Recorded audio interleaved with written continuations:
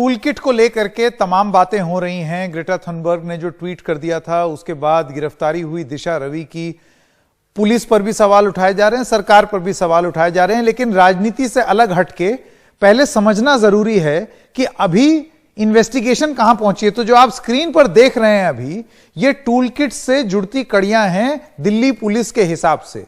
अब वो कितना साबित कर ले जाएंगे अपनी थ्योरी, ये बड़ी बात होगी। तो आइए आपको एक एक करके बताते हैं खबरों की खबर में, खबर समझते हुए कि पुलिस क्या कह रही है, उसके आधार पर हम बाकी सवाल पूछेंगे। तो ये पूरा बवाल, पूरा बखेड़ा शुरू हुआ जब ग्रेटा थुनबर्ग उन्होंने एक टूल किट ट्वीट कर दी। ग्रेटा थनबर्ग जो है, टेलीग्राम के जरिए उनको टूल किट भेजी गई। टेलीग्राम क्या है? एक ऐप है, जैसे व्हाट्सएप होता है, सिग्नल होता है, वैसे ही टेलीग्राम। उनको टेलीग्राम से एक टूल किट मिली।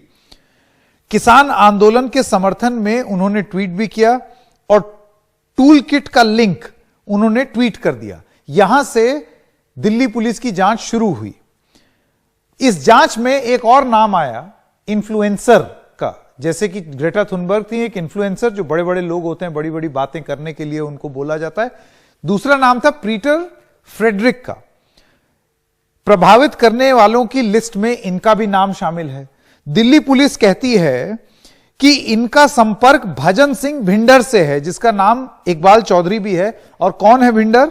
भिंडर दिल्ली पुलिस के हिसाब से आईएसआई की K2 डेस्क में काम करता है। K2 मतलब खालिस्तान और कश्मीर। अब इसी जांच में दिल्ली पुलिस थोड़ा सा और आगे बढ़ी। शांतनु मुलुक, इनका नाम आया और दिशा रवि का नाम आया। शांतनु मुलुक किसान आंदोलन के लिए इन पर आरोप है कि इन्होंने टूल किट बनाई। इनकी गूगल ड्राइव में टूल किट मिली और टूल किट को एडिट करने का एक्सेस भी इनको था दिल्ली पुलिस के हिसाब से। बिल्कुल ऐसे ही आरोप दिशा रवि पर भी लगे। दिशा रवि गिरफ्तार हो गई हैं, शांतनु अभी गिरफ्तार नहीं हुए हैं। टूल किट एडिट करने का एक्सेस था इनके पास और इनके फोन से कुछ और अहम जानकारियां मिली हैं, जिसके आधार पर दिल्ली पुलिस कहती है कि उससे हमें पता चला कि टेलीग्राम पर ग्रेटा थुनबर्ग को इन्होंने वो टूल किट भेजी थी। अब इन दोनों के ऊपर दिल्ली पुलिस के हिसाब से एक और शख्स है जिनका नाम है निकिता जेकब। ये भारत में एक वकील है। टूल किट बनाने वालों के संपर्क में, यानी कि शांतनु मुलुक और दिशा रवि के संपर्क में ये थी। अभी ये जो दो नाम मैं आपसे लेने जा रहा हूं वो आपको बाद में समझ में आएगा क्यों। धालीवाल और पुनीता और शांतनु और दिशा के बीच की ये कड़ी है। तो इनके ऊपर जो दो लोग पुलिस के हिसाब से हैं वो हैं धालीवाल और पुनीता। 2 लैपटॉप भी बरामद किए गए हैं, जिससे पुलिस ने ये सारी कड़ियां जोड़ी हैं अब तक। निकिता के ऊपर पुनीता नाम की एक शख्स कनाडा की रहने वाली है। निकिता धालीवाल के बीच एक कड़ी है। MO धालीवाल की साथी हैं। और जो सबसे प्रमुख नाम है, जो सबसे ऊपर दिल्ली पुलिस के हिसाब से इस पूरे टूल किट मामले का मास्टरमाइंड कह लीजिए, वो है MO धालीवाल। ये पोएटिक जस्टिस फाउंडेशन के संस्थापक हैं। पुलिस के हिसाब से प्रो खालिस्तानी ग्रुप है PJF। अशांति के पीछे मास्टरमाइंड होने का आरोप है इनके ऊपर। और ये जो चौथा पॉइंट है, ये जरूरी है कि 26 जनवरी से पहले, 26 जनवरी को जो प्रकरण हुआ था उससे पहले जूम कॉल में ये शामिल हुए थे, जिसमें पुनीता, निकिता जेकब, शांतनु, दिशा सब लोग थे। और इन्होंने उसमें यह तय किया था कि किस तरीके से एक ट्विटर स्टॉर्म किया जाए, एक ऐसा माहौल बनाया जाए 26 जनवरी के इर्द गिर्द। पुलिस का ऐसा मानना है कि इस सब का 26 जनवरी को जो हिंसा हुई दिल्ली में, उससे कोई ताल्लुक है या नहीं, यह जांच में पता चलेगा। लेकिन यह जानकारी पुलिस से आई है। मैं अब स्वागत करना चाहता हूं हमारे 2 मेहमानों का। विकास सिंह वरिष्ठ वकील हैं सुप्रीम कोर्ट में, और करुणा नंदी वकील सुप्रीम कोर्ट की अब से हमारे साथ जुड़ गई हैं। करुणा, मैं पहले आपके पास आना चाहता हूं। पुलिस ने अपनी तरफ से जो जो बताया है वो हमने स्क्रीन पर प्रस्तुत कर दिया, लेकिन इसमें कानूनी रूप से आपको सवाल क्या दिखते हैं? साकेत, जब पुलिस कुछ प्रस्तुत करती है, इसको जानकारी ना बताते हुए और इसको फैक्चुअल तौर से रिपोर्ट ना करते हुए, मेरे ख्याल से इसको एक पुलिस की थियोरी, जो पुलिस ने अपनी थियोरी प्रस्तुत की है, उस तरीके से उसको दर्शकों के सामने प्रस्तुत करना लाजिम रहेगा मेरे व्यू में। बिकॉज मुझे लगता है कि आरुषि का केस हुआ, कई केसेस होते हैं, और खास करके इस किस्म के केस में जहां पर बहुत सारी बातें की जा रही हैं और एविडेंस बहुत कम है, इस टाइप का रिपोर्टिंग, इस टाइप का बहुत परख कर, हर बात को परख कर समझ कर दर्शकों को बताना हमें लगता है लाजिम कि हम सब पे ये जिम्मेदारी है। पहली बात तो ये कि ये जो फार्मर्स प्रोटेस्ट हैं, ये डिस्ट्रीब्यूटेड ऑर्गेनाइजिंग तौर का प्रोटेस्ट लग रहा है कि कोई ऐसा नहीं है कि कोई सेंट्रल मास्टरमाइंड है जिसने पूरा प्रोटेस्ट एनविजिज किया है और सब लोग एक ऑर्गेनाइजेशन को फॉलो कर रहे हैं। आप बीजेपी आईटी सेल को लीजिए, अगर वो किसी को टारगेट करना चाहते हैं या ट्रोल करना चाहते हैं, दिस इज एडमिटेड, ऐसा नहीं कि वो इस बात को मतलब डिनाई करते हैं, तो एक हैशटैग दे दिया जाता है और वो सब मिलके उसी हैशटैग के को यूज करके उस जने को टारगेट करते हैं। हालांकि उसको कभी अगेंस्ट फ्री स्पीच नहीं कहा जाता unless it is a rape threat और अ डेथ थ्रेट और इंसाइटमेंट टू वायलेंस। तो बात यह है, अब आप देखें इस सिचुएशन में कि अगर मान लीजिए कुछ फार्मर्स हैं और उनके सपोर्ट में कुछ क्लाइमेट एक्टिविस्ट हैं और कुछ स्टूडेंट्स हैं, और फिर उनके सपोर्ट में कुछ और फार्मर्स हैं, ज्यादातर लोग तो यहां फार्मर्स ही है ना, और फिर एक जना या दो जने कनाडा में हैं जो खालिस्तानी सिंपथाइजर्स हैं मान लीजिए, राइट।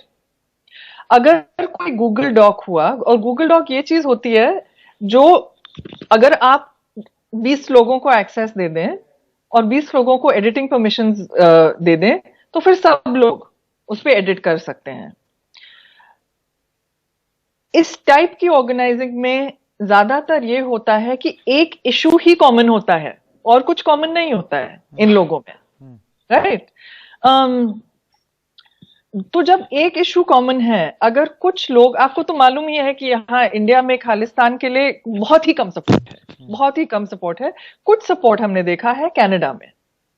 तो फिर अगर इस सिचुएशन में फार्मर्स प्रोटेस्ट जो इन द फार्मर्स प्रोटेस्ट कई लोग, कई फार्मर्स इनमें से सिख हैं, अगर इस ग्रुप में 2-3 खालिस्तानी आ गए या खालिस्तानी सिंपथाइजर्स आ गए, तो उससे मतलब ये नहीं कि सारे के सारे खालिस्तानी है। ठीक है, ठीक है, आपकी बात समझ गया। विकास सिंह भी हमारे साथ जुड़ गए। करुणा जी, मैं आता हूं, अभी आता हूं आपके पास वापस। विकास सिंह हमारे साथ जुड़ गए हैं। विकास जी, पुलिस अपनी तरफ से जो दलील दे रही है उसमें उसने तमाम बातें बोले। करुणा नंदी कहती हैं ये इसको थ्योरी कहा जा सकता है, ये कोई प्रमाण प्रस्तुत नहीं किए हैं अभी ये तमाम बातों के लिए कि फिर ये हुआ और वो हुआ। और कुछ कुछ चीजें जो पुलिस कह रही है वो थोड़ा सा अजीब भी लगता है कि इन लोगों ने मिल करके 26 जनवरी से पहले एक जूम कॉल की जिसमें इन्होंने ये तय किया कि हम खूब सारा ट्विटर पे ट्वीट करेंगे।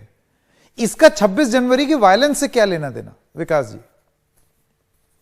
देखिए, मेरा तो ये मानना है कि इस तरह का जो अरेस्ट हो रहा है ये एक टेरराइज करने का एक एफर्ट है कि कोई भी जो कोई भी एक मूवमेंट में जो एक साथ देना चाहे, जो मूवमेंट सरकार के मतलब इंटरेस्ट का नहीं है या सरकार के खिलाफ है, उस मूवमेंट को दबाने के लिए, लोगों को डराने के लिए। क्योंकि कल को आपने देखा होगा बॉम्बे महाराष्ट्र सरकार ने भी, और इतना ही गलत काम उन्होंने भी किया है, महाराष्ट्र सरकार ने भी कहा है कि हम जो सचिन तेंदुलकर ने ट्वीट किया है हम उसको भी एग्जामिन करेंगे कि किसके कहने पे तो नहीं किया है। इस तरह की जो बातें आजकल हो रही है ना, ये चाहे इनकी हो या उनकी हो, ये टोटल इनटॉलरेंस दिखा रही है। हमारे संविधान में अगर आप मौलिक अधिकार को देखें तो राइट टू फ्री स्पीच और एक्सप्रेशन का जो हमारा मौलिक अधिकार है, उस अधिकार के अंतर्गत बिल्कुल ये आता है कि किसी ट्वीट को हम रीट्वीट करें, और अगर हमारा उसमें मान लीजिए अपना कुछ ऐड करना है तो ऐड करें।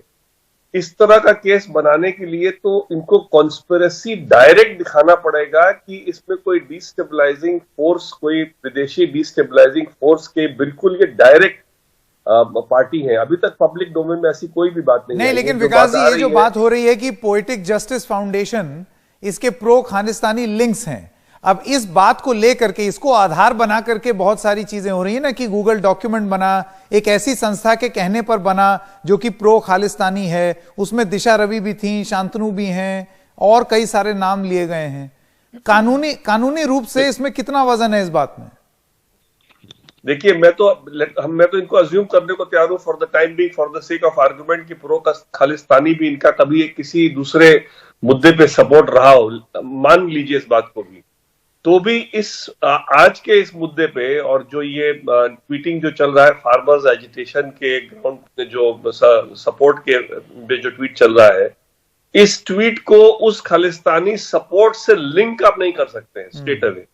अगर आप इस तरह से लिंक करने लगे तो फिर तो बहुत ही अनार्की टाइप सिचुएशन हो जाएगा, और जो मौलिक अधिकार की जो हम बात करते हैं वो मौलिक अधिकार एक एम्प्टी फॉर्मेलिटी रह जाएगा, और कोई भी आदमी कहीं भी कुछ किसी के फेवर में या अगेंस्ट ट्वीट करने के पहले 10 बार सोचेगा कि ये जो ट्वीट है मेरा, इसका कोई क्रिमिनल कोई उसमें वो पहलू तो नहीं निकल के आ सकता, और कोई क्रिमिनलिटी केस में हमारे बन सकती है कि नहीं बन सकती है। हाँ, अगर मान लीजिए इस ट्वीट को आप उस प्रो खालिस्तानी, जो भी उनका जो सेंटिमेंट कभी रहा हो, मेरे को नहीं मालूम इनका प्रो खालिस्तानी किस तरह का सेंटिमेंट रहा था, लेकिन अगर उनके इस ट्वीट को आप उससे डायरेक्टली लिंक कर सकें कि ये इस एक कंट्री को डिस्टेबलाइज करने का, इसलिए मैंने पूरे शुरू में ही कहा, अगर ये डायरेक्ट लिंक होगा, देखिए आज मैं सपोजिंग मान लीजिए मैं मर्डर करके कहीं चला हूं और कल मैं कुछ और काम कर रहा हूं, तो उस मर्डर से तो लिंक, ये काम आज का काम नहीं हो जाएगा ना। आज का काम इंडिपेंडेंट है, कल का काम मेरा मर्डर जो था वो इंडिपेंडेंट। सही बात है। आज इस ट्वीट को उस नहीं, तो ये दलील तो फिर वकीलों के लिए भी दी जा सकती है कि आज इसका केस संभाल रहे हैं, कल उसका केस संभाल रहे हैं, जरूर कोई लिंक। हम लोग संभालते ही हैं, हम लोग बदलते हैं केस अपना। आज हम कुछ बहस करते हैं, कल हमारा प्रेरोगेटिव होता है, कल हम दूसरी बहस करते हैं। यही आज हमने बहस किया है, बोलते हैं कि साहब ये क्लाइंट हमारा इनोसेंट है, और दूसरे केस में जब हम कंप्लेनेंट की तरफ से जाते हैं तो बोलते हैं नहीं, इसी आधार पे ये अक्यूज है। तो ये रोज होता है हमारे बिल्कुल। करुणानंदी, मैं आपके पास वापस आना चाहता हूं। देखिए, पुलिस से जब ये एकदम सीधे तौर से पूछा गया कि कोई मनी एक्सचेंज हुआ है या नहीं, भाई मोटिव में पैसा भी एक चीज होती है ना, और क्या मोटिव होगा, तो उन्होंने बोला कि अभी हमें इसकी कोई जानकारी नहीं है, अभी फिलहाल की जांच में। पैसों की बात हमेशा जब आती है तो फिर बहुत प्रेजुडिशियल हो जाती है, लेकिन अगर पैसे एक्सचेंज हुए भी नहीं, हमारे मुताबिक उससे कोई फर्क नहीं पड़ता है। स्टैंडर्ड क्या है, हमारा कानून क्या कहता है?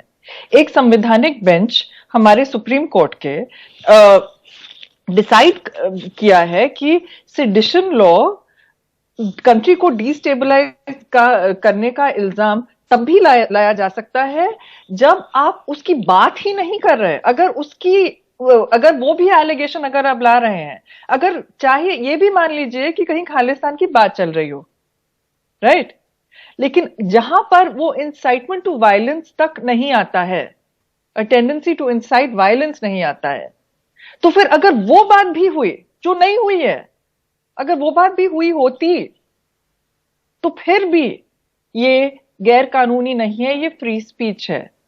ये श्रेया सिंगल में सुप्रीम कोर्ट ने डिसाइड किया था कि advocacy is not crime. Sedition के लिए बहुत ही कम लोग कन्विक्ट होते हैं, लेकिन केसेस कितने बढ़ते जा रहे हैं। आर्टिकल 14 एक न्यूज मीडिया है जिसका ट्विटर अकाउंट रिस्ट्रिक्ट लिमिट कर दिया गया था आज, और उन्होंने ये बात बताई है कि सेडिशन के केसेस बहुत ज्यादा बढ़े हैं इस सरकार के तहत। ये आपने बड़ी अहम बात बताई है कि सेडिशन के मामले बढ़ रहे हैं और उनमें कन्विक्शन उस तरीके से नहीं बढ़ रहे हैं, आरोप बढ़ रहे हैं। सेडिशन के आरोप बढ़ रहे हैं। करुणा जी, मेरे पास समय बहुत कम है, इस वजह से मैं अभी एक ब्रेक लेना चाहता हूं, लेकिन आपका और विकास जी का दोनों का बहुत बहुत धन्यवाद। आगे भी इस पर चर्चा जारी रखेंगे, क्योंकि अभी 4 दिन की पुलिस रिमांड और बाकी है, और पुलिस अपनी जांच में और क्या लाएगी, ये उन्होंने एक वेब तो बना लिया कि ये था, फिर ये था, इसका इससे संपर्क, ये वो, लेकिन इसको साबित कैसे करेंगे और क्या साबित कर लेंगे, ये है सबसे जरूरी बात। छोटे से ब्रेक के लिए रुक रहे हैं, अभी हाजिर होते हैं।